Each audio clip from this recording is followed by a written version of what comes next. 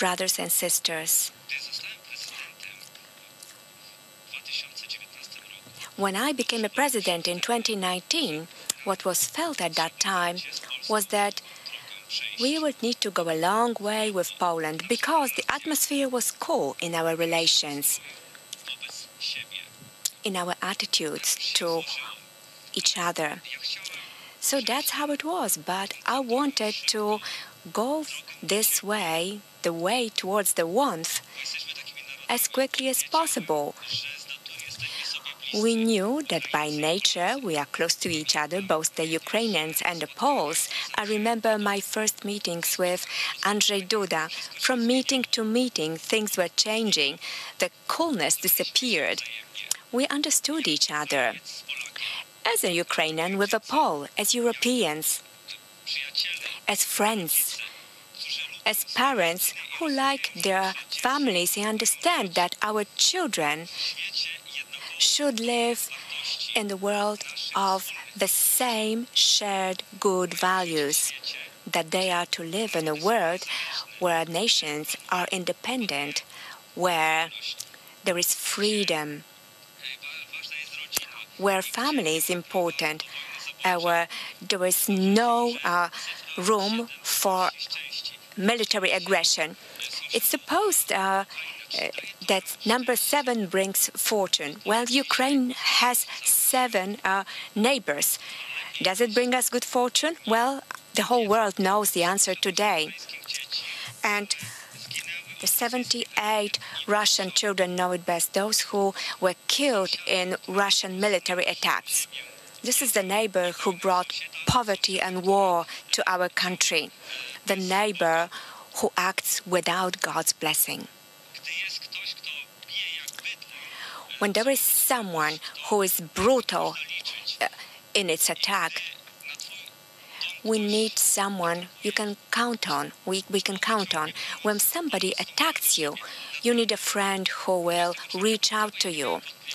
In the early morning on the 24th of February, I had no doubt who such a person would be, who will tell me you will not be left alone with your enemy. And indeed, this happened. I am very grateful to my Polish brothers and sisters who are supporting us, who are with us, and this is natural. On the very first day of the war, it was clear that the Ukrainians, it was clear both for the Ukrainians and the Poles that there are no borders between us. Physical, historical, personal, human. After the 16 days of this war, the Ukrainian Duma and the Ukrainians' honor and Ukrainians' pride and Poland's support help us. Between our nations, there is peace, peace between neighbors, peace between brothers. And I would like these words to also be heard by our neighbors, Belarusians. We are close to each other. We are neighbors. We should also be brothers with you, with Belarusians. And of course, we will achieve that, ladies and gentlemen, our Polish brothers and sisters.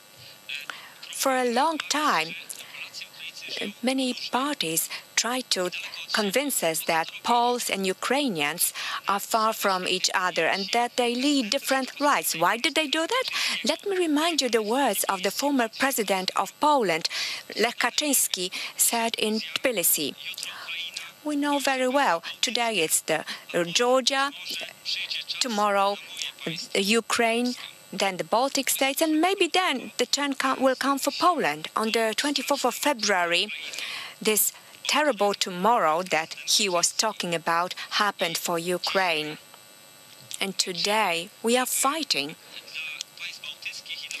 for the Baltic states and for Poland so that they wouldn't have to face that time. And we are fighting together. Together, we are 90 million people. Together, we can do everything. This is a historical mission of Poland and of Ukraine, to be leaders, to be together, and to take Europe from this precipice and from this danger, to stop Europe from becoming a victim of this aggression. Ladies and gentlemen, we can do it. Yesterday, we could see what the European nations were talking about. We saw who is the real leader and who is fighting for the unified Europe, who is fighting for the joint European security, and who was trying to stop us, who was trying to stop you. We understand why Poles know how to fight together with others, fight for freedom, for the European freedom, for Europe. Remember a huge tragedy that happened in 2010 in Smolensk. We remember how the circumstances of this crash were investigated. We understand what it meant to you and what it meant for you to face the silence of those who knew the circumstances very well. But we're still looking towards our neighbor, our brothers and sisters. I feel that we have already built an amazing alliance. Perhaps informal yet, but this is an alliance that is based on reality, not written on paper. This is an alliance that stems from the warmth of our hearts and not from the words of politicians at high levels.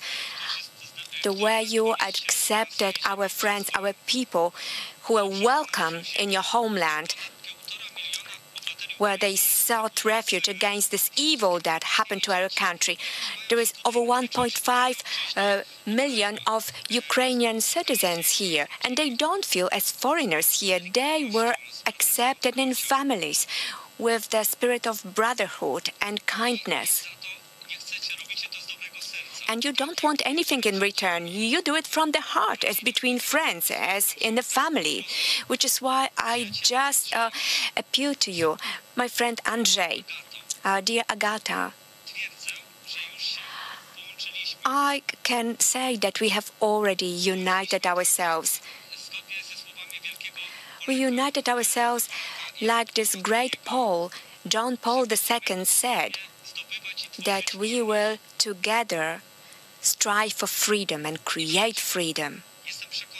I am convinced that we will be defending freedom together with you. As much as we need to, I am grateful for your help that you have already provided. Help from your state, from your nation. I am grateful for all the efforts that you make to protect the Ukrainian airspace.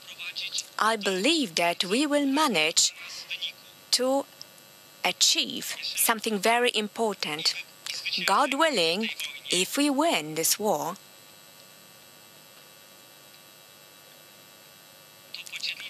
we will share with you our victory. We'll share it with our brothers and sisters. This is our greatness, but also your greatness.